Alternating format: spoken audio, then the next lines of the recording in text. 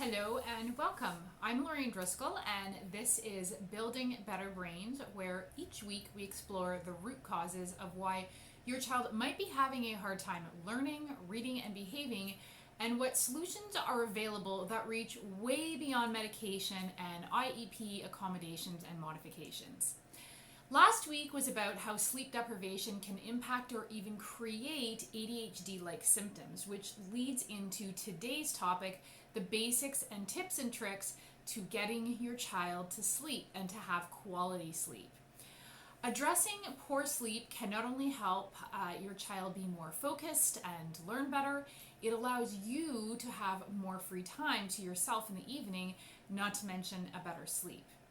So the first place to start when looking at poor sleep is the obvious. And the obvious can so often be overlooked because it's hard to see its importance, especially if we ourselves can go without it. Perhaps your other child can get to sleep without a bedtime routine, so you figure your other child should be able to do this as well. Or perhaps you don't need a bedtime routine. And it might seem that a routine will make little difference for your hopeless night owl. So routine can be easy to brush off as making little difference if it didn't work in the past because either maybe you didn't stick with it long enough or because there were some flaws or things that you weren't doing just quite right. For example, you may have read the bedtime stories and done a bedtime routine, but you're rushing at dinner and squeezing in homework and hurriedly ushering your child off for a quick story and trying to rush them into bed, and this is not going to create a relaxing atmosphere for your child who is likely more sensitive than average. Or perhaps you are using some well-intentioned electronic with lighting that is actually overstimulating your child before bed and reducing their melatonin production, their sleep hormone. Routine also requires consistency and a stick-with-it attitude before you even see the results. Sometimes, unfortunately, this can take several weeks for the brain to link those bedtime routine cues to sleepiness. The key to a great bedtime routine, therefore, is to avoid overstimulation beforehand. Avoid doing homework at the last minute and instead try to create a time that is not too close to bedtime, especially if homework is a source of frustration for your child, which is often the case for kids with learning and behavioral challenges. Other activities like screen time and excessive exercise can also be a trigger, so getting your child to sleep is all about stimulating those sleep hormones. Excessive screen time during the day and especially before bed can interfere with the production of melatonin, a hormone that is produced when it becomes dark and cues your body to start to feel sleepy.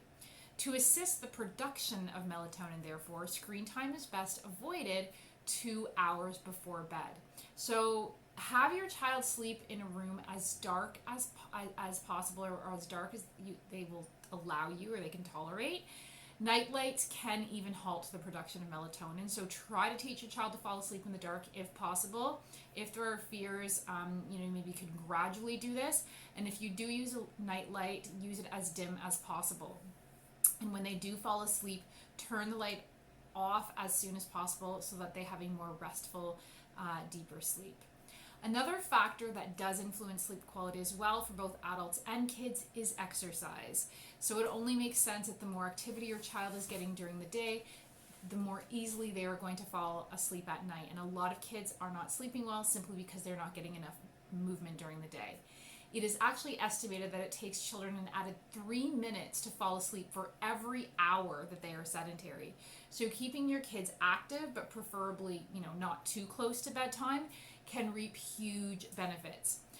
Other tricks that have helped are what I call sleep tools. So my favorite is weighted blankets. Many children with sensory processing disorder, ADHD, autism spectrum, anxiety benefit immensely from a weighted blanket. Even adults can benefit from this. Several of my clients have reported their children fell asleep within 20 minutes instead of the typical 2 hours after using a weighted blanket. Not only is the weight likened to feeling like you are receiving a big hug, but it just helps to ground an overloaded sensory system and just really helps with that falling asleep for it to occur quicker. So weighted blankets should be approximately 10% of your child's body weight and no more. Another thing is a white noise machine can be really helpful for children who have difficulty falling asleep in absolute silence. Now, frugal and creative parents have found even small fans to be just as effective, so you don't have to go buy a white noise machine. So I'm not a big fan of these trendy essential oil, the essential oils cure everything bandwagon, but they are a tool, and for some kids can be a total miracle for sleep quality. There are actually several studies that found that certain essential oils can be as effective as taking a sleeping pill, and many parents have been astounded as to how effective essential oils help to calm their child before bed and to get them to actually fall asleep. Some parents have told me they simply couldn't afford the oils. There are several companies that have some great blends for sleep. You do not need to spend a fortune on multi-level marketing companies like doTERRA and Young Living. So these companies are great. I'm not knocking them, but neither of them do third-party testing just like any of the others. And there are other companies that have just as high quality that are more affordable. So I like Plant Therapy's Sweet Slumber and Nighty Night.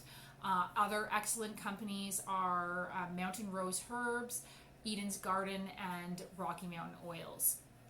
So oils that can aid with sleep are lavender, Roman chamomile, vetiver, and frankincense.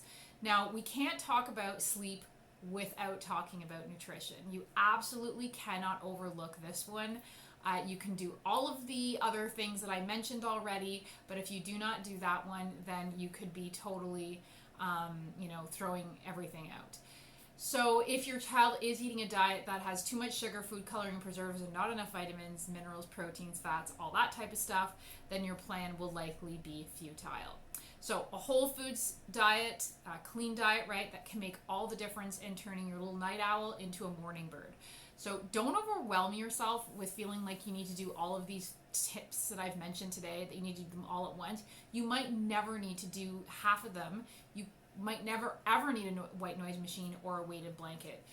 Start with getting into a regular bed routine, improve food, and then move through those tips. So next week we'll dig even deeper into the biochemical reasons why certain children with autism spectrum and ADHD and so forth have such a hard time falling asleep and staying asleep. And so for now, if you're wondering what the root cause of your child's challenges might be, hop onto my website and take the quiz. I'll post the link to all of that in the comments below. And you can also schedule a free 20-minute Better Brain Breakthrough session where I will help you identify 3 changes you can make today to help your child move beyond their limitations and soar to their full potential. Thanks for listening.